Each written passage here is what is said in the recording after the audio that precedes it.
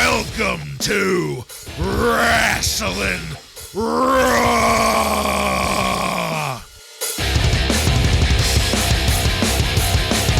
All right, you're listening to Wrasslin Raw, the podcast that takes you back to when Raw became war and Attitude ruled. Thank you for joining us. You're here with Ryan Arico. Like sand through the hourglass, Undertaker, so are the days of your life. Joe Gimateo. You have the honor. I'm the one and only Jason Bartlett, and we're going to examine WWE history, one episode of Raw is War at a time. In this episode of Wrasslin Raw, we're going to be talking about the Raw that aired on May 26th, 1997. This Raw was recorded at the Roberts Municipal Stadium in Evansville, Indiana, and features Vince McMahon and Jim Ross on commentary. Are you guys ready? I'm ready. Ready. All right, then. Let's get into it. There were no preliminary promos or interviews or any of the things we've come to embrace over the past couple weeks. We had the regular video intro and then the thunderous, ear-shattering pyro to kick things off. They didn't even try to spice that up or give it some variety. It was like a pyro kit hooked up to Vinnie Paul's drum kit while he's hitting the double bass pedal at a Pantera concert. Just bum, bum, bum, bum, bum, bum, bum, bum, bum. A lot of volume going on with the pyro there. Unfortunately, though, the first voice we heard was that of Vince McMahon, as he and JR on commentary run down the content we should expect to see this evening. But then the glass breaks, getting an "oh my" from Vince. The more Steve Austin cheats, the more people cheer him. Go figure. Next up was Shawn Michaels, and JR jumped into the ring to ask if these two could coexist as a tag team. When Michaels goes to answer, Austin says to shut up, and he got a little shove from Michaels there. That made me think of the great dynamic RVD and Sabu always had as a tag team. Austin can coexist with anyone as long as it means taking something from the Hart Foundation. Meanwhile, Shawn says nobody likes him, and so that's fine too. Shawn also calls himself one of the meanest SOBs in the WWF, which was odd. I never quite heard Shawn call himself something like that before, but lo and behold, what a rush. Hits and the Legion of Doom are out to confront these two. If Austin and Michaels get the tag titles, LOD want a shot at them next. But then the Hart Foundation comes out. They stay up on the ramp, and Bret Hart, he's not using crutches or in a wheelchair. He is seemingly healthy. They're there for the first match of the evening, which is coming up next, but we have to break to commercial first, with everyone present leaving the very awkward question of how Austin and Michaels leave the ring without starting a brawl. And that's it for the start, guys. A little bit of a change up to the format here, and while I'm happy to be seeing what I'm seeing, I am less enthusiastic about what I'm hearing. I don't want Vince McMahon on commentary ever again. Oh my goodness. Ryan, what did you think about how this show opened? Completely agree that the less Vince McMahon on commentary we get, the better. But, this was another pretty solid way to start things off. We have this big tag team match coming up at the end of the episode, and they're trying to set it up and continuing with this story that Shawn Michaels and Stone Cold just can't get along. Legion of Doom coming in and getting a shot at the titles next week. I mean, sure, why not? They're enormous fan favorites in the tag team division. So if Shawn Michaels and Stone Cold pull this off, that would be a hell of a match. I'd like to see it. Yeah, glass breaking is always going to be a hot start to the show, so I like that. I like Shawn Michaels' Homer Simpson t-shirt that he had on. I remember that shirt. It was Homer in his underwear drinking a beer, right? Yeah, but black and white to Yeah. make it look like a bit of an artistic touch to it. Yeah, a piece of art. I might have even had that shirt, to be honest with you. Shawn looks like he's been blading on house shows a little bit. His forehead was all cut up for some reason, so maybe he's getting some color. I really like the chemistry between Shawn and Austin so far, and I am legitimately excited for their match. I think that the WWF has done a good job at building this up, and I like the interaction between these guys and LOD as well. So, yeah, pretty good start to the show, I think. 100% agreed there. So, without further ado, let's move it into our first match of the night. The Legion of Doom, Hawk and Animal, defeat the Hart Foundation, this being Brian Pillman and Jim the Anvil Neidhart. by disqualification in 4 minutes and 24 seconds. LOD were already in the ring from that last segment. Meanwhile, I guess the Hart Foundation had left and then come back for the match because Vince notes this with a loud and yet still somehow flat, "They're back." I love the loose cannon name on Pillman, the way that Fink announced it, because he looked crazy as hell walking down the ramp. And it's also just great to see him in the ring here actually wrestling for the first time ever, right, guys? In WWF, at least. Yeah, right. Yeah, yep. JR noted that the Anvil was a political science major in college. What an odd factoid. I could just imagine him debating Jim Carville or something. Puffing and puffing. Something that stood out to me here is that I got the sense that the Anvil acts like a badass with all the yelling and bluster. That's contrasted against LOD, which are real badasses. They don't come off as over the top at all. And that's despite the makeup and shoulder pads. Anvil just seems like he's a bunch of hot air, whereas LOD seem like they just naturally exude it. Kind of like Farouk. We always talk about Farouk's presence. LOD have that same thing going for them. I loved the big boots from Hawk, especially after that spot where Anvil wouldn't sell his clothesline. But once it's time to go home, Owen and the Bulldog rush the ring, which is what draws the DQ victory for LOD. But then also Austin and Michaels come out, which is where this kind of lost its momentum for me. Of course, this is a setup for Michaels and Austin to end up fighting after Michaels accidentally hits Austin during the shenanigans, and this segment ends with Austin and Michaels being pulled apart. I have to say, guys, the predictability of this whole fucking thing kind of made me have a bit of a lukewarm reaction to it. The match was decent enough, but the shenanigans afterwards just kind of felt tacked on, even though it's perfectly logical. I don't know. Ryan, what'd you think about this opening match? I'd agree with that. You know, it was a pretty solid match. 2 pretty good tag teams in there. Not to mention how great it was to finally see Pillman in the ring after all this time. You know, that was awesome, but it was very predictable, as you stated. You knew how it was going to end by disqualification, and then you also knew that was going to cause Shawn Michaels, Stone Cold to come out, and then, of course, for them to start arguing again. So, yeah, very predictable segment, but not a bad match at all. Pretty solid. Yeah, this definitely, they were just adding to this main event storyline, I guess, with this, but which is kind of a shame that Brian Pillman's in-ring debut here was used for that. I think they could have maybe saved that for something else, but Pillman, everything I read is that he came back way too soon and was not fully healed. Okay. Which explains why he looked pretty rusty in there. Probably still favoring that ankle, I guess, but his heel antics are still very entertaining during the match, so I was still able to enjoy it. Something that I didn't quite as much enjoy. Episode 3, Sonny's Search and Soak mission. I hope we don't keep having more of these. These are getting progressively worse, and we're only on the second one. Ryan, last week you had wondered at the lack of an episode 1, and I kind of realized, I was like, I bet you it was on Superstars. It could have been. Probably why we missed it. I just thought it would be hilarious if the episode where Sonny actually gets hosed down in like a wet t-shirt was on the Saturday morning show. That'd be perfect.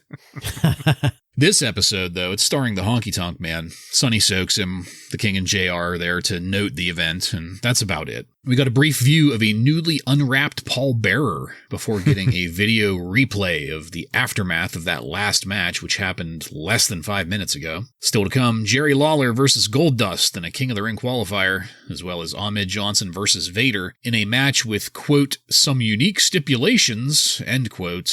That had me a little apprehensive. But then another more direct view of the new Paul Bearer. Now his hair is somewhat auburn-colored. He no longer has a mustache. This is a new incarnation of Paul Bearer, and honestly, this was always conflicting to me. I understand what it means for the story and that we do need this, but I have always loved the classic black and pale, black mustache Paul Bearer look, so, like I said, just a teensy bit conflicting. When Vince asks if Paul is nervous about getting assaulted tonight, Paul states that he has insurance. His attorney has the information of this secret in a safe, so one way or another, either the Undertaker is coming back to Paul Bearer or the information is getting revealed. And, you know, guys, I love how Paul Bearer handled his change in appearance in this promo. Talk about fucking professional. He blatantly throws it out there. He acknowledges it. He says, this is me now. He doesn't pretend like nothing ever happened and just goes with it. Joe, what did you have on this segment? The Sonny thing, I agree. Those Super Soaker commercials are just terrible. And it's just so sad that they have this female talent who is a 10 and they have nothing else for her to do other than these terrible Super Soaker commercials. It's pretty bad. Paul Bearer, if I remember correctly, that's like his natural hair color, right? The red. I think so, yeah. Mm-hmm. I mean, I remember this look very well on him, and I thought it was funny that the bandage was kind of falling apart as he was talking. Yeah, couldn't hold on from all the sweat. Yeah.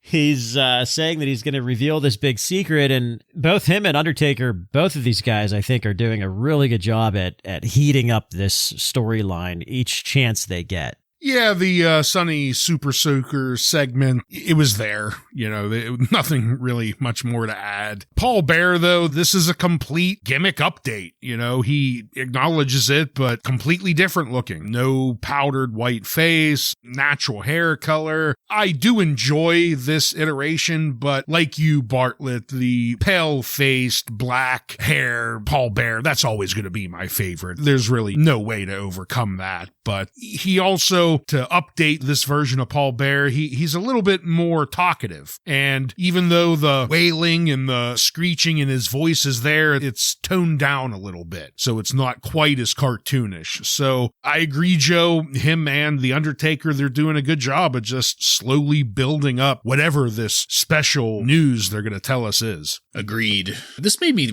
think of Yokozuna. How Yokozuna was the mute sumo wrestler for so many years. And then he disappeared for a bit and came back, and all of a sudden he was talking and he was American and didn't have an accent or anything. And that was one of those classic pretend like it never happened moments. But just imagine how much better it might have been if he would have just dropped a line, something along the lines of, I went and learned English. That's why I'm able to talk to you now. We can move on. Something. With no accent whatsoever. Anything. Yeah. It's better than pretending like it never happened. You bring up a good point there too with Paul Bearer, because I didn't look at it that way because I have already, I guess, lived it and witnessed it. So I guess I just didn't see that shock factor. But at this time, it would have been shocking to see him looking like this. Yeah, almost like a photo negative. He didn't have the pancake makeup on, like natural skin tones. Totally different look. No mustache. That was huge too. Yeah. All right, guys. I can't wait to talk about this for a couple different reasons, which will be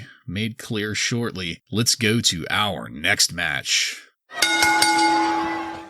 D'Lo Brown, with the Nation of Domination, defeats Bob Sparkplug Holly by pinfall in 3 minutes and 9 seconds. And by God, Bob Holly is our jobber of the week. Take it, Ryan. Thank you, Bartlett. That is correct. Bob Sparkplug Holly is our jobber of the week. Bob Holly was born Robert William Howard on January 29th, 1963 in Glendale, California.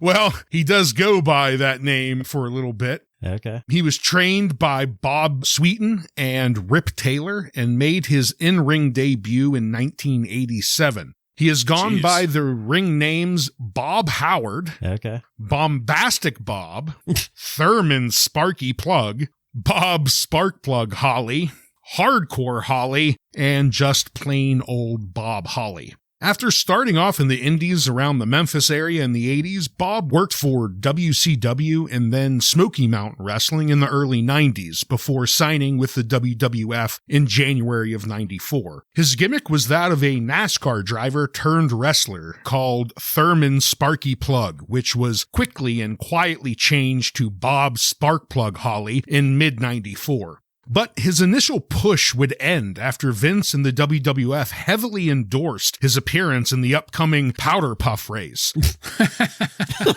You could check me on the exact name. I might have that wrong. But shortly after the start of the race, Bob slammed into the wall, disabling his car. He then got out of the car and got into a physical alteration with another driver. Holly was asked to never return to the Powder Puff International. This also started a downward spiral for him in the WWF.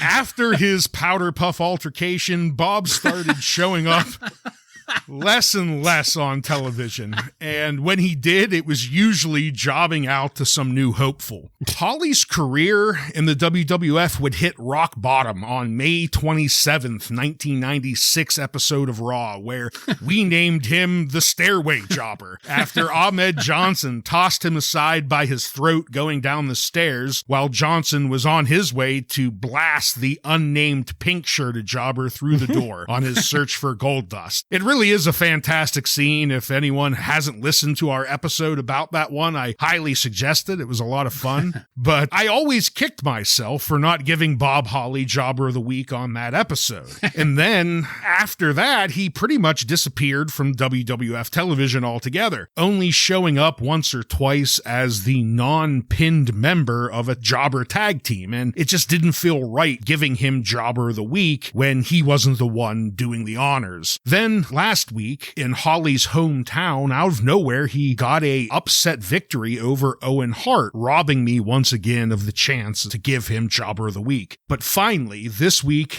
I got to right that wrong that was done just one day shy of exactly a year ago.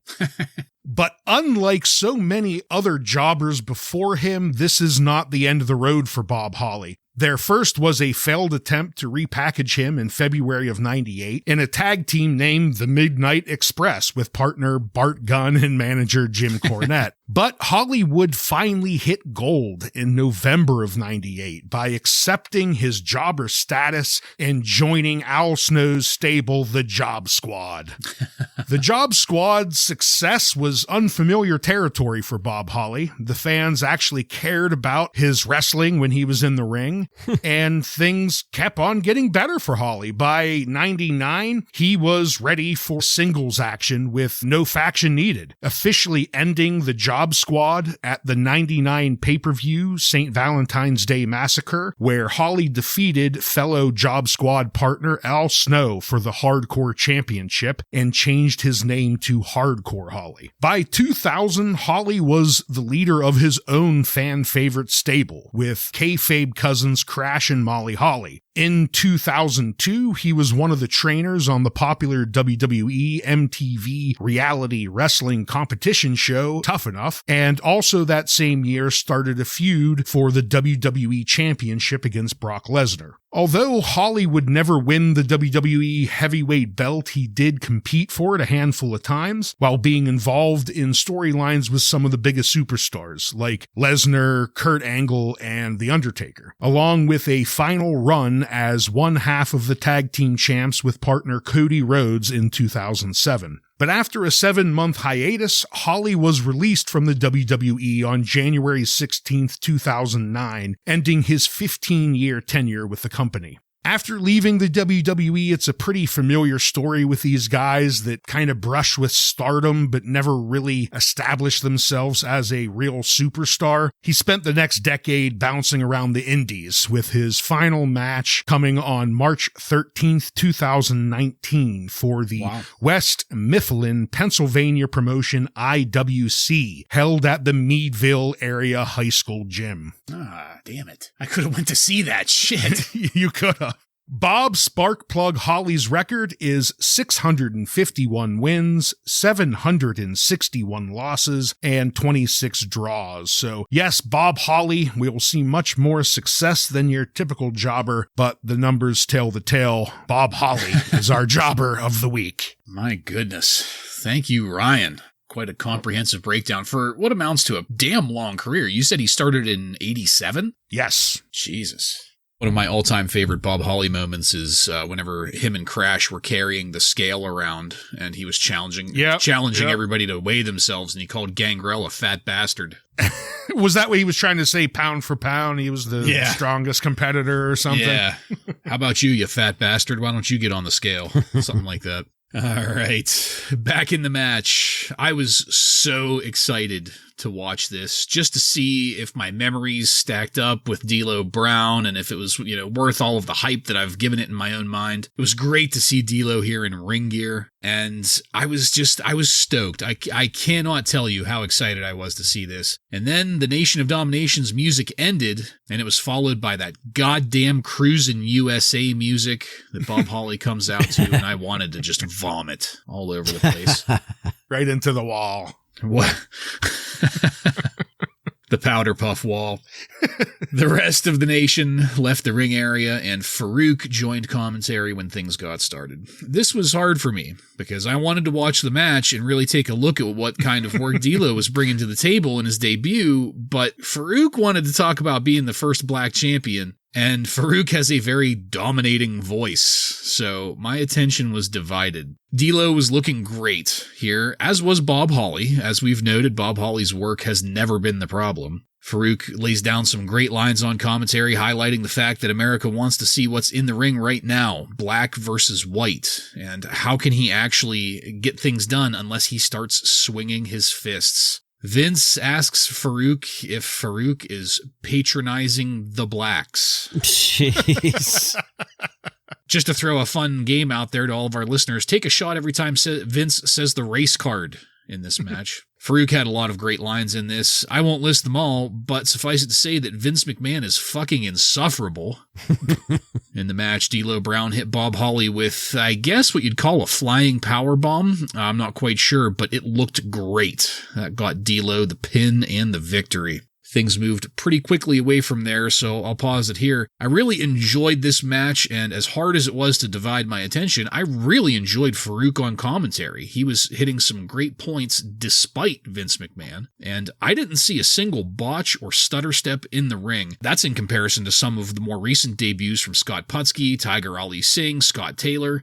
Compared to those guys, D'Lo Brown looked fucking fantastic. Joe, what did you think of this match? Yeah, I agree with everything you said. I mean, I love that D'Lo is making his TV debut here and nobody gives a shit. They did not, I mean, they barely mentioned it at all. So, we're just getting Farouk on commentary, getting ready for his big match with The Undertaker. But I like Farouk on commentary, but I don't know if I would put him there when a guy is making his first TV match. So. A guy in his stable, yeah. Yeah, little frustrating there, but, I thought D'Lo looked really good here. Yeah, I completely agree. D'Lo and Bob Holly, they do a good, solid job in the ring, and it was really great to see, I don't know how else to put it, just that D'Lo Brown face that he gives.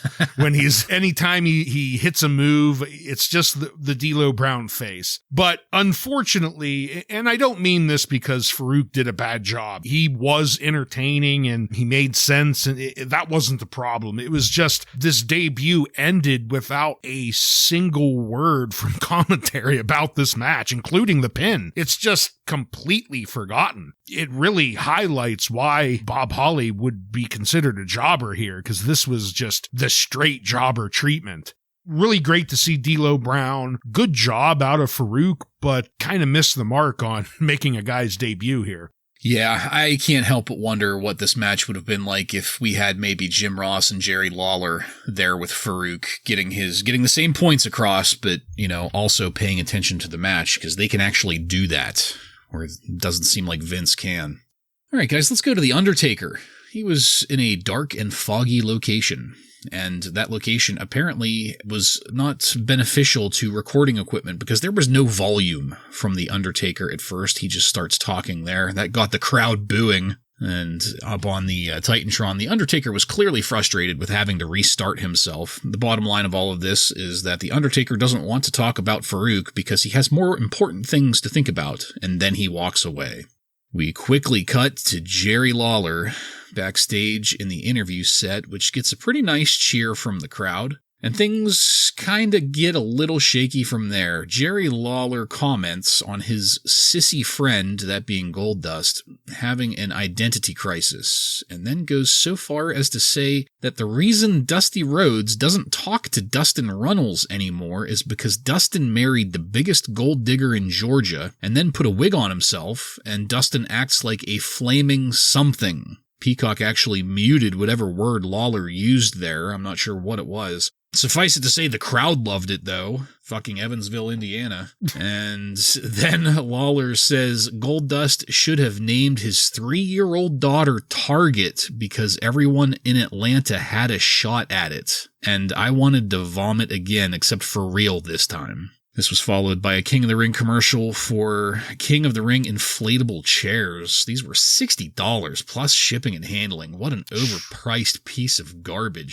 that is. And that's it. That's the end of the segment. By God, it was a questionable one as far as I'm concerned. I'm pretty sure, and please correct me if I'm wrong, but Lawler's comments here about why Dusty Rhodes stopped talking to Dustin here in the 90s were accurate, but the use of whatever word he actually used was rough, and I was frankly shocked at Lawler's comments about Goldust Kid, especially given Lawler's own history, questionable as it may be, whether it's true or not, some of the charges that he's faced in the past. Ryan, what did you think about all this? Yeah, this was definitely a promo set in its time and place, because looking at it from today's lens, it misses the mark and just kind of makes the King look really bad. But, you know, back then, Indiana, they loved it. They were cheering their fucking heads off over whatever derogatory statement that the King threw out there. But, yeah, there's really nothing else to say. You know, in today's time, it doesn't work anymore. And what about the chair, Ryan? Will you be purchasing that chair? Yeah, $60 back then. What would that even be today? That would be well over $100. Close to it, yeah. Oh, yeah, that'd be terrible. And you would dress up like Elvis and sit in it and watch wrestling. Yeah, I agree with all the comments about Lawler. The other thing that's really strange to me is that we just fully exposed the Goldust character as being a family man, but a week later we're going to still call him these names. I don't understand that. I guess if Goldust was still a heel and Lawler was doing this, maybe it would make a little more sense. The timing to me is just pretty terrible, you know, along with the fact that the comments themselves are terrible. Yeah, I totally understand what you're saying, Ryan, that this is a from its time, but I just can't believe that this... Even like USA Network would be okay with it. Yeah. Yeah, I'm not trying to defend it. I'm merely saying... I know. Like, you know, obviously it's of the time. The crowd went crazy for whatever he said. They loved it. Yeah. Well, they still would today, maybe. Yeah. Throwing our Indiana fans under the bus now. No, but Joe, as you say, the censors at USA, it's kind of hard to believe that they didn't have a problem. Well, all right. This is what took us into our next match. Jerry Lawler defeats Goldust with Marlena by pinfall in 5 minutes and 19 seconds in a King of the Ring first round qualifier match. In other words, the burial of Goldust continues. I love how Goldust jiggled his feather boa like it was a pair of boobies while he was walking down the entryway. That was mildly entertaining. I hated hearing Vince say, "And Terry, better known as Marlena." Just shut the fuck up already about all of it. Like all of it. Just, God damn it. Oh, no. And then it got worse with a replay of the segment from last week with little Dakota Runnels, who I think Jerry Lawler just called a whore like 5 minutes ago. In this, the child.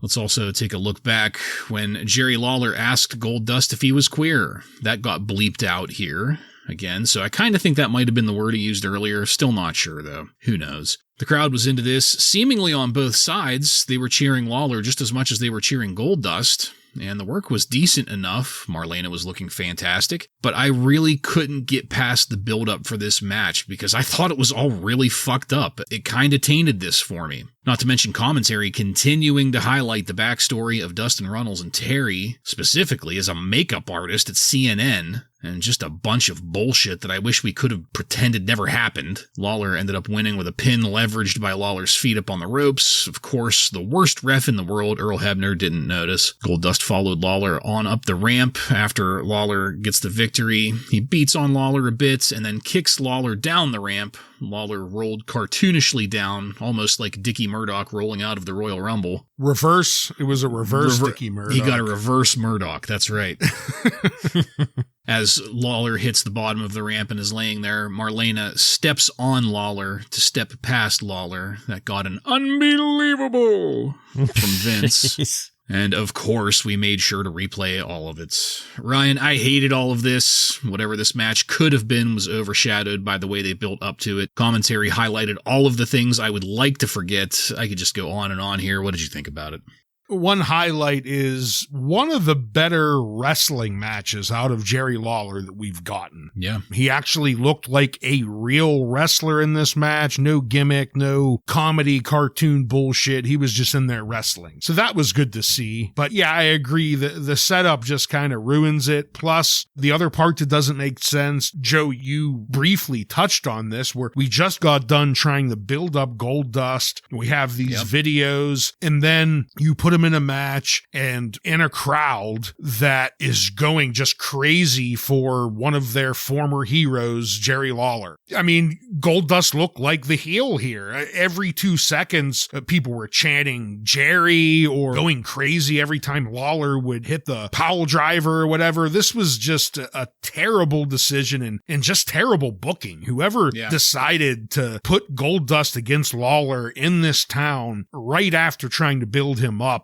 just needs to be taken out back and shot, because just how can you be this dumb? Yeah, I agree with the booking decision. Not very good. This little feud really sucks. And the commentary about Dustin being a good guy, I'm so sick of it. It was just so overblown. I mean, like you said, Bartlett, they're talking about Terry being a makeup artist, for Christ's sake. I mean, why are we completely just exposing this character to not even be a character anymore? I hope we get to the point soon where we pretend that this never happened, because I'm really tired of it. Agreed. All right, let's move it along here to backstage with Stone Cold Steve Austin. Vince was going to try to ask Austin about the upcoming match, but it's a trap, as the Hart Foundation attacks Austin before Austin could get any words out. During that, entrances start happening for our next match, but our cameras will stay with Austin to see what happens. Austin does find Michaels backstage and somehow blames him for being jumped by the Hart Foundation once the pull-apart happens. And then things move along quickly. So this was brief. So briefly, Joe, did you have anything on this latest trap? Just really tired of Vince McMahon yelling, "It's a trap!" It's the Austin interview. Just, it served as a vehicle for Vince to yell, "It's a trap."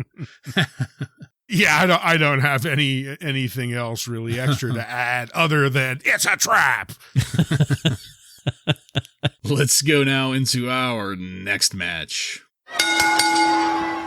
Rocky Maivia defeats Flash Funk by pinfall in 3 minutes and 34 seconds. I still wonder who thought Flash Funk's boots were a good idea. Terrible. But not long into this, there was a ruckus in the audience. It was the Headbangers, and they were bringing those goddamn inflatable King of the Ring chairs with them. We missed a huge chunk of action paying attention to them. And I hate to say it, but this was just pure, stupid fucking obnoxiousness, which I guess is what might have appealed to younger viewers back then. I mean, this is all hindsight, but as a teenager, them acting dumb like this probably was entertaining to me back then. I don't know, though. Just as I was typing that last note, Flash Funk hit Rocky with a crossbody at the outside, and it looked like Funk's shoulder and the side of his head went into the edge of the ramp. I couldn't believe he didn't get a broken collarbone from that. That just looked rough as hell. The Headbangers then went and started assaulting them, both Rocky and the Funkster there. That led to Rocky being able to get a win over Flash Funk, and when the Headbangers left, gestures were made in the ring by both of them to indicate that Flash and Rocky were now friends and would be maybe going after the Headbangers. Joe, this was another significant drop in entertainment quality for me. What did you think of it? The Headbangers definitely showed some evidence of why Vince McMahon hated these guys. Yeah, just obnoxious. I liked when Vince said to them, "Wouldn't it be more appropriate for you gentlemen to watch this match from way up in the nosebleeds?" But yeah, this match was pretty useless. It was just, again, just a reason to have these goofy shenanigans that probably should have been on Shotgun Saturday Night or something else. I don't know. Yeah, I couldn't agree more. This match was pretty worthless. It was mainly to show us that the Headbangers are a couple of chuckleheads. That's kind of the only point of this entire segment, and I like seeing the Headbangers in the ring. I think they're pretty good ring workers, but bullshit like this is gonna turn me off of them real quick. Yeah. The other thing I want to add is I'm sick of Rocky Maivia at this point, mainly because of commentary. Vince makes Jim Ross remind everyone again for the 1,000th time who Peter Maivia and Rocky Johnson are. So I can't wait for The Rock and for him to just do his own thing and quit having this bullshit commentary backing him up. Well, what about the High Chief, Peter Maivia? Well, he was a savage, Vince. All right, let's move it along to some highlights of the interview with Mankind. Later on tonight, we're going to get the other half of the Mankind biopic, but in the meantime here, we had some choice quotes from that interview that didn't make it into last week's episode, I don't think, and it wasn't in this week's. Please go back and watch this. I'm not going to quote it because it's just too good to do so. But just to give a bit of a taint tickler. Grapefruit tickler. It did involve testicles, so there's no way in hell that they did that in one take. There's no way. Well, what image could be more entertaining than a young McFoley purposefully removing a cup before playing lacrosse? We had, after that, a new Sega Slam of the Week. This was sponsored by a fighting game from Sega called Fighters Mega Mix, which I don't remember at all. No. It almost looked like it was maybe better off as an arcade game or something. I don't know. But the Fighters Mega Mix was a slam from Brian Pillman this past weekend. We got Bret Hart cutting a promo from Bret, reinforcing the challenge for King of the Ring, guaranteeing his victory over Shawn Michaels in less than 10 minutes. Pillman followed that up with something on Stone Cold. He is going to fuck up Austin's world. Pillman's promo here was pretty good. Then it was the Bulldog's turn. And man, I never realized the Bulldog had so many gig marks all over his forehead, old and new. The Bulldog was looking rough in this. The Bulldog and Owen are going to expose Stone Cold and the Heartbreak Kid as the losers they are later tonight. And that is what took us into the second hour of the program. After the intro, Ken Shamrock came down to join commentary, and that's where we'll pause it. The lines that we got from Mankind here were absolute gold. And then the following Hart Foundation promos were solid, but not nearly as exciting as they have been. Ryan, what did you think about this segment that rounded out the hour here? The Mick Foley outtakes. I mean, if these were the outtakes, you know what I mean? Yeah, great shit talking about his swollen testicles and how excited he was to go to school because it wouldn't be the first time that women looked at his testicles. Just Jesus fucking Christ. Like, I guess I'll talk about it here instead of the later segment, but the way Mick Foley's voice, he's almost on the verge of like a panic crying, but he's not, and he's just fantastic. These interviews are some of the best shit we've ever seen in WWF television. Yeah, the delivery is just perfect. And like I said, there's no way that him and Ross did this in one take. There's no way. Like, yeah. Jimmy. How can you not laugh during that and get it done in one take? So that was just fucking hilarious. And he's wearing the smiley face mask shirt, which I'm seeing those in the crowd now too. Mm-hmm. I saw a couple of those shirts in the crowd, which is great because that's just a classic t-shirt. Yeah. All right, let's go now to our next match. Ahmed Johnson defeats Vader by pinfall in 3 minutes and 5 seconds. Vader ignored Ken Shamrock's presence when Vader entered the ring. I was really surprised by that. I'm happy about it, but I was surprised by it. But then Ahmed Johnson came out, and somehow he's wearing more shit now. He had white wraps around his hands and wrists like a bare-knuckle boxer. Talk about fucking overdressed. We got the lowdown on those stipulations from earlier. Apparently, since Vader couldn't compete last week because of having a destroyed septum, he's competing this week for Ahmed Johnson's slot in the King of the Ring. Essentially, what this means is that Ahmed Johnson has to wrestle twice for the same placing in the brackets, I think. I have no idea how that makes sense. Is that what you guys took this to mean? Are you able to explain it at all? Because that's what I got from it. That's what I got from it, but to me, doesn't that defeat the whole purpose of the brackets and the tournament? And yeah. Well, I kind of liked Ahmed and Vader getting each other's faces at the start of this. Ahmed was like calmly sticking his fingers in Vader's face. That was pretty entertaining. JR said Ahmed left home at a young age and joined the Bloods street gang. That was out of nowhere. Yeah, where'd that come from? Well, they've been telling us for weeks that he's been a gang member. They finally told us which gang. I suppose, yeah. Well, and so I know that this is like statistically unlikely, but back in the 90s, the Crips and Bloods was a legit thing, and I can't help but wonder if by them saying this, that it would have inspired a Crip somewhere to just fucking shoot Ahmed. In fairness, he does come out in all red. I guess. Yeah, you're right. You're right. A lot of it, too. Yeah. The action in the ring looked terrible.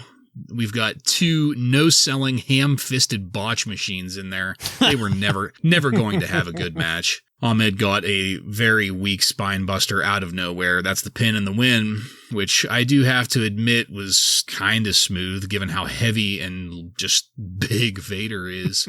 And that was it. This was another lukewarm, almost boring match for me. Ryan, what'd you think of it? Well, the first thing I noticed was Johnson, when he came out, his pants have been completely replaced by pads now. There are no pants left, only pads from foot to waist. It's pads. That was really the main takeaway because this match was fucking terrible. Neither one of these guys like to sell, and it led to just a terrible, slow-looking match. Like, at one point, Vader goes to tackle Johnson, and they just kind of slowly meet with each other and then kind of go to the ground. It was just really bad. And then the finish wasn't good either. Because Vader's so big, Johnson can't land his Pearl River plunge, so he wins with just a simple spine buster here. Vader's supposed to be a monster, and at this point, he's just getting completely squashed by people with not even finishers. What a way to waste him.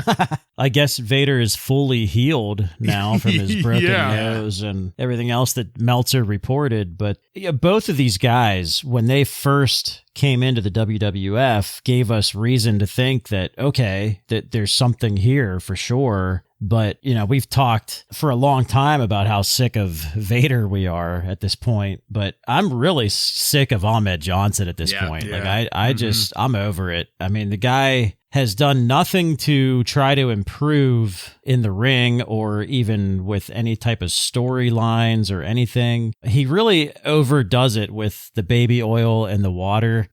Yeah. Like, if you're already an unsafe worker, I would hate wrestling against him. And then you do that, you soak yourself with oil. Like, it's not like it's Shawn Michaels covering himself with baby oil. It's a very terrible wrestler doing it. So, I'm just sick of Ahmed Johnson at this point. There's just nothing that gets me excited about anything he does. Yeah, I'm right there with you. And I think whenever you said Shawn Michaels covered with baby oil, Vince McMahon somewhere twitched. Oh. Just a little bit. Next up, guys, let's go back to Paul Bearer backstage. We had just gotten a quick glimpse of him checking his watch and counting down the time. Listeners will remember that last week, Paul gave The Undertaker 7 sundowns before needing an answer. This was perfect timing to bring us back tonight, Joe, as you pointed out last week. Paul threatens to do what no giant could do, no warrior, no immortal. He will bring the dead man to his knees. I thought this was really interesting because we've got two different story setups going throughout this episode. On the one hand, you've got all of the stuff going on with Austin and Shawn Michaels building towards their match at the end of the night. And then on the other hand, you have these little teasers about Paul Bearer and this information he has on The Undertaker. Personally, I think that Paul Bearer is doing a much better job of setting things up than they are with Austin and Michaels. That's just me, though. Joe, what'd you think of it? Yeah, I think Paul Bearer is doing a good job at selling this secret that he has. It's something that's going to get people to keep tuning in, and that's what you want. Yeah, agree. Paul Bearer really does a good job here, and his statement about how he's going to bring The Undertaker to his knees like no giant in the WWF ever could. What a great line out of a manager, out of a guy who has no power physically over The Undertaker, but he says he's going to bring him to his knees with basically his wit and planning. So great job by him. Not just that, but he's The Undertaker's enemy, but he's still putting him over. Even whenever he's shit-talking him, he is putting him over. And that's just great to hear. Talk about a true professional. Let's go to the other side of the coin here with our next match. Hunter Hearst Helmsley with Chyna defeats Rockabilly again with Honky Tonk Man by pinfall in 3 minutes and 16 seconds. Chyna continues to look good. Rockabilly continues to not. JR launched into a breakdown of Rockabilly's background, prompting a response of, "Indeed," from Vince. JR told us that Chyna can bench 300 and deadlift 400. Great little factoids, really putting over Chyna there. Vince responded with, "I'm sure." And the real money shot happened. Honky tried to interfere, and Chyna body slammed him straight to hell. Coming day and night. That wasn't enough to get me interested in the match, though, but it was enough, I guess, to let Hunter set up the pedigree, getting the pin and the 3 count. Joe, we've been getting Rockabilly on our screens almost every week now. Was this all worth it to be able to see Chyna body slam the Honky Tonk Man? Well, yeah, I mean, when we get Rockabilly every week, that means we get Honky Tonk Man every week, too. So I give Chyna's slam on Honky Tonk Man the Sega Saturn Slam of the Week. I hated this. Everything else, the only remotely cool thing about this, I guess, is this is some future DX stuff with Triple H and Billy Gunn. But outside of that, I don't give a shit about this. Yeah, I mean, outside of being kind of cool to see these two future DX members in the ring fighting against each other, outside of that, what a terrible, terrible match. I'm not going to talk anything about the match. I'm just going to talk about Chyna's perfect, strong, clean-looking body slam on the Honky Tonk Man. Worthless Honky Man. It couldn't have looked any better. That was a fantastic body slam. I also have to point out her outfit here tonight because it just looks great. The way it has the cutout so you can see her thighs and the abs and her shoulders. That muscularity. Yes, accentuating her muscularity. Just perfect. So yeah, that's it. I'm just going to gush over Chyna here, and that's really the only takeaway from this shitty-ass fucking match. Totally agreed. So we will keep it moving to The Undertaker. We're going to go back to him in that dark and foggy room once again. Vince wants to know if The Undertaker has made his decision. And the result is that The Undertaker has decided that Paul should do what he has to do, and The Undertaker will do what he has to do. And that's it. Next up was Sable. Sable? Wow. Did I do good with that? I've been practicing. The Sable music. Yeah. At the top of the entryway, she was doing her best Vanna White impersonation to sell that shitty goddamn inflatable chair. Third fucking time tonight. She can't even act sexy, let alone convincing. Although, I do think she got a few thousand more CCs inserted into her chest. Yeah, they were pretty bionic looking. There's a cyborg. After this, we went to the second half of Mick Foley's story. This started with Mick hitchhiking to Madison Square Garden to see Jimmy Snuka splash Don Morocco from the top of a cage. And after that, we got to see the video that Mick had made of himself as Dude Love that eventually culminates in the jumping off of the roof. I liked hearing Mick's line about Cactus Jack only supposed to be around for 3 months, but ended up sticking around for several years. I thought that was a pretty neat little factoid. And that's where this ended, with the news that we will get more next week, which surprised me. This is not a two-parter like Dustin's. This is going to keep going. And just to throw it out there, again, I left out a lot of detail because I think that this is something that all of our listeners should go back and watch. Ryan, what did you have on The Undertaker not giving a shit about Paul Bearer's announcement, Sable selling garbage, and this week's installment of the Mankind interview?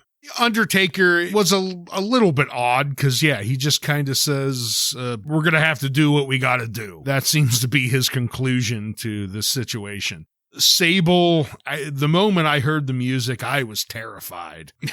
Yeah. I thought Mark Merrow's return was happening, but thankfully it rightfully, Sable's music was just introducing Sable.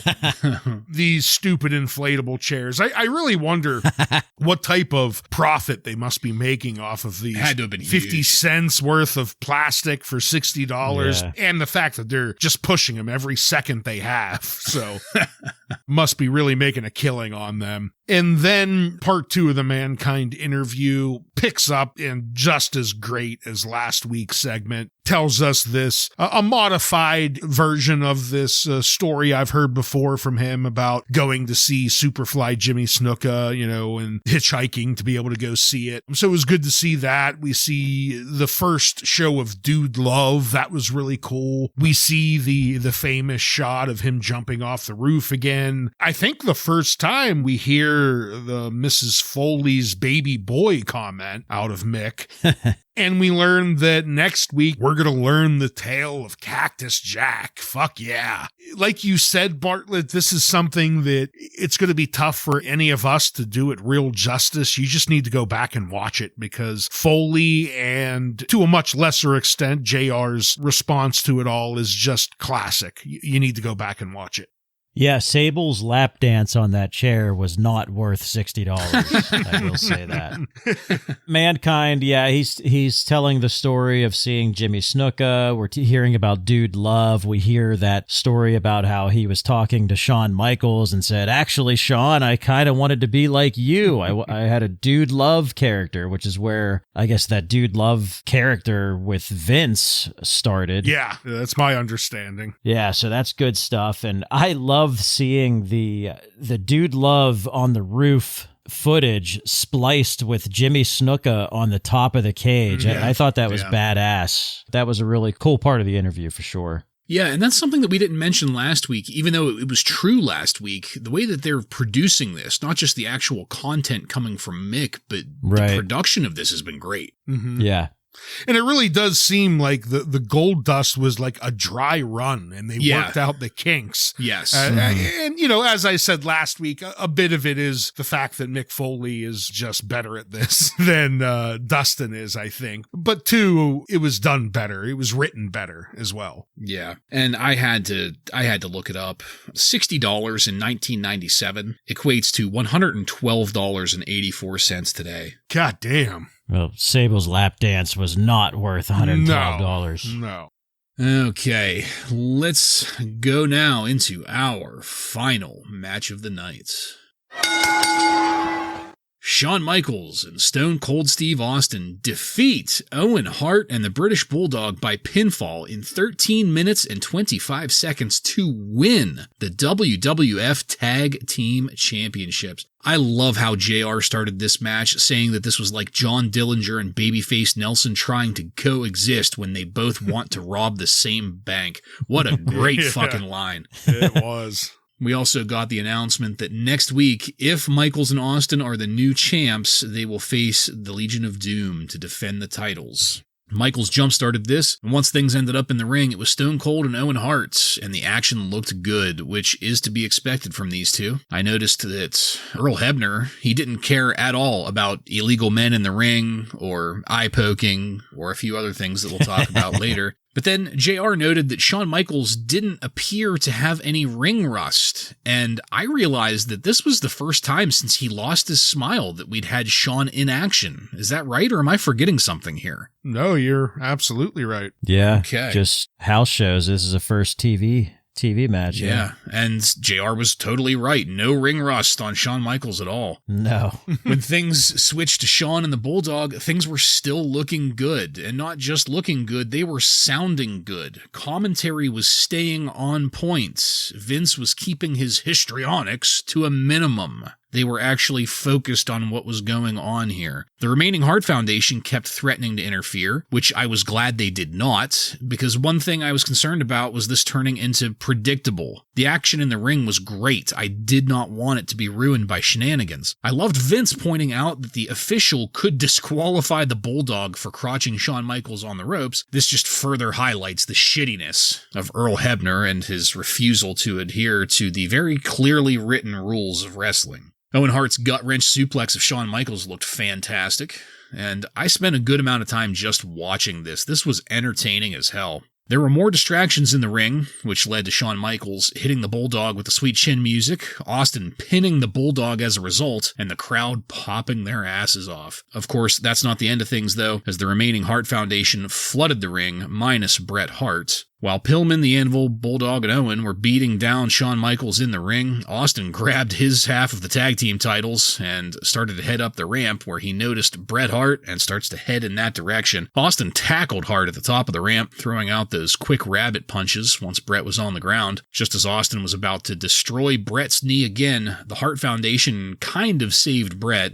although it was implied that the damage had already been done to Bret's knee. There was still more to come here, but that's where this match segment ends. I was very pleasantly surprised by this. I love the fact that it never devolved into shenanigans until after the pinfall. This was a clean match. I love the fact, well, as clean as this match could have been. I love the fact that Austin and Michaels are seemingly the new tag champs. I still couldn't believe it at this point in my notes. And I love the fact that the tag titles have some kind of fucking relevance now. Ryan, what did you think about this? Yeah, I mean, I guess I can't say I was, surprised, but what a fantastic match these two teams put on. Even the entrance was good. Bulldog kicks some kid's sign out of his hands that says Stone Cold. I mean, just that out of the gate really put me in a good mood. And then Shawn Michaels, when he got in the ring, as much as he left a bad taste in our mouth and how he left, he is just such a phenomenal worker, and there's no denying it. The WWF is better off when Shawn Michaels is on the card. He delivers every time he's in there, and he did tonight. He looked great, no ring rust. I mean, we know the knee wasn't really injured, so he had no actual injury to come back from, but he hasn't been in the ring for a while, so there is something to say for that. This was just great action by everyone involved. At no point in this match was I bored. I kind of remembered that Stone Cold and Shawn won the belts, but I wasn't sure. So I kind of thought that it was going to end in shenanigans. Yeah. And I was just pleasantly surprised when it didn't, and it ended the way it did. And I thought it was also a good way Stone Cold just rolls out, takes his belt and says, "Fuck you, Shawn, I'm leaving. I'm going to go attack Bret." I thought this worked on every level. I love this match. Yeah, I don't have many notes on this match because I was just captivated by the action, the nonstop action in this match. This had a big fight feel to it from the beginning. Mm-hmm. Ryan, you mentioned Bulldog kicking that sign, and Bret calls the guys up to huddle up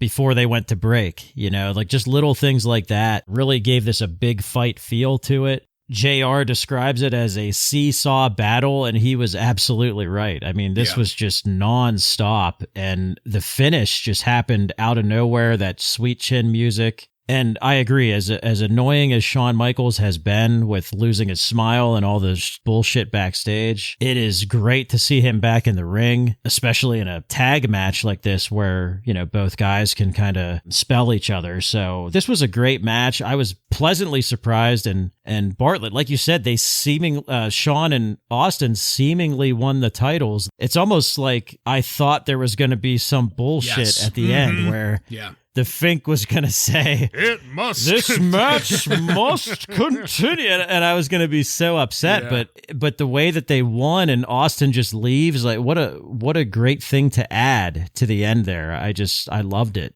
Totally agreed. One of the many reasons to rewatch this episode. Well, there's only a couple reasons to rewatch this episode, but that's one of them.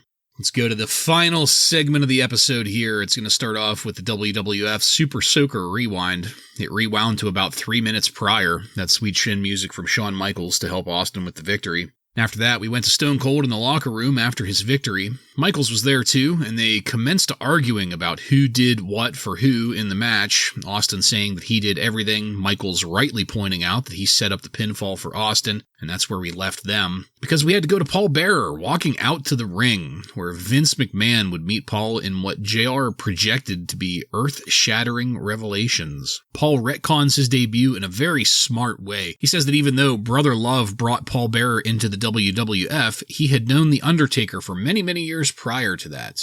Paul does a great job setting the scene here. He describes mist in the trees, worms and vermin in the graves of The Undertaker's parents. Paul knows all of this because he was the mortician that presided over their funerals. But there weren't only 2 graves, there were 3. And that's when the bell tolls and The Undertaker marches. No theatrics here. The Undertaker straight marched to the ring, straight at Paul. The Undertaker states that he hates Paul, loathes Paul, despises Paul. The attorney is going to have to reveal the secret because Paul won't be able to. And The Undertaker says that he hopes that those who love him will forgive him. And then he grabs Paul Bearer by the throat and stares down at him as Paul Bearer slowly falls to his knees. They really wanted us to believe that The Undertaker was going to straight up strangle this man to death on national television. But as the crowd gets a rest in peace chant going because they really fucking wanted Paul Bearer to die, The Undertaker allows Paul One more time. The Undertaker allows Paul to stand back up, and then The Undertaker kneels before Paul Bearer. Jim Ross says, "Oh my God," and we fade to black. Joe, I thought I had remembered The Undertaker going back to Paul Bearer during all of this, but when the dead man said that he was going to kill Paul Bearer and then started to strangle him, I didn't know what to think, but we did get there. The Undertaker did end up going back to Paul Bearer. He is seemingly back in the fold. What did you think of this swerve, bro? Well, this is a good swerve. It's like I said before, it's going to keep me tuning in. Because you need this type of long-term storytelling, because on the other channel, it's all about Sting. Like, when is Sting going to show up? What's he going to do? That's why I'm watching Nitro. Well, now I have a reason to watch Raw every week to see what Paul Bearer and The Undertaker are up to. Yeah. This is just really good long-term storytelling that's going to keep people tuned in. To start with Stone Cold and Shawn Michaels backstage, Bartlett, earlier you brought up RVD and Sabu. This was the point I was thinking of RVD and Sabu. Yeah. When you had Stone Cold sitting there saying, "Oh, I did all the work." This was just, it really, really felt like borderline ripoff of RVD Sabu dynamic, but still worked. Paul Bearer coming down, though, this was a great way to end things. He does a fantastic job dropping. We don't get all of the surprise, but we get a little teaser when he says there were 3 graves. And then Undertaker choking Paul Bearer, only to have Paul Bearer whisper something that we don't know to Undertaker that causes him to, as Paul Bearer promised, drop to his knees in front of Paul Bearer. And it looks like The Undertaker is back in the fold as the credits roll. Great way to end things and a great way to keep me coming back next week. Absolutely. Well, guys, as I said, things faded to black there on the swerve. So let's take it on over now to highlights and lowlights.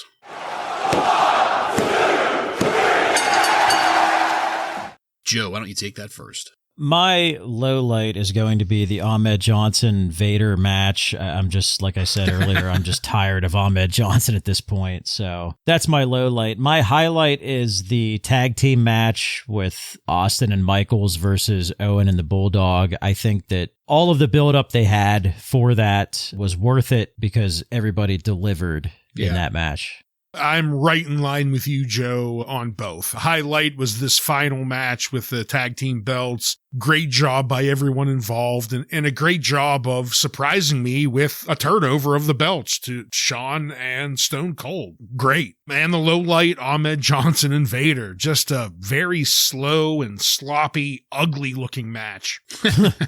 Much like Vader himself. And oily. Very oily. Yes. Yeah. Very, very oily. So I'm going to differ with you guys on my low lights. I went with Jerry Lawler and Goldust. Despite the fact that Jerry Lawler's wrestling was the best we've had, it took a shitty situation with Goldust and just made it even shittier. Yeah. Like how much more damage can we do to Goldust? Let's find out and keep going with this, you know? But I'm falling right in with you guys on my highlight. That tag championship match from start to finish, red hot. I don't have a single real complaint about it. I could bitch about Earl Hebner if I really wanted to, but still, doesn't fucking matter because the match was fantastic. I did want to give honorable mention, though, to the debut of D'Lo Brown, because if that headliner hadn't been so good, D'Lo Brown's match would have been my highlight, because he did pretty damn well, too. Joe, do you have any contemporary wrestling news from on and around May 26, 1997 for us? Yes, I do. I have some sad news to report from the Observer. It's been made official to everyone that the match between Bret Hart and Shawn Michaels will now not be taking place at King of the Ring. So the main reason for that is not what we think. It's actually due to Bret Hart's knee not fully recovering on time. But Dave Meltzer does go into detail, basically gives the whole timeline of where we are at this point with the Bret Hart and Shawn Michaels feud backstage. So if anybody's interested in that, read The Observer from this time period, May of 1997. Quick question. Is that the reason then for the attack with Stone Cold and them saying the damage has been done? He's re-injured? Yeah.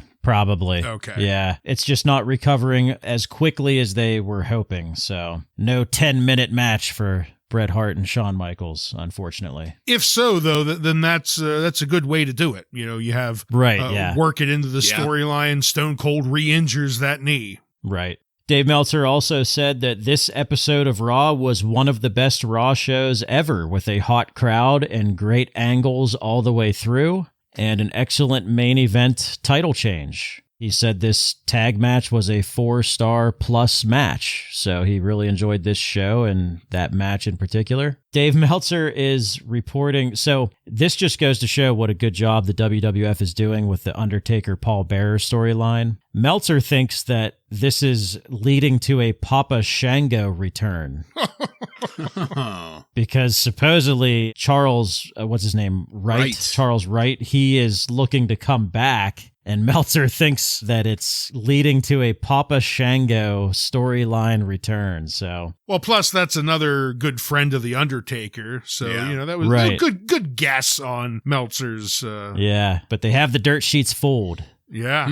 And I will end on another very sad note, guys. I'm sorry to report that Scott Putski was not signed by the WWF. I know that you guys were really wanting him to be signed, but he's not. I'm sorry.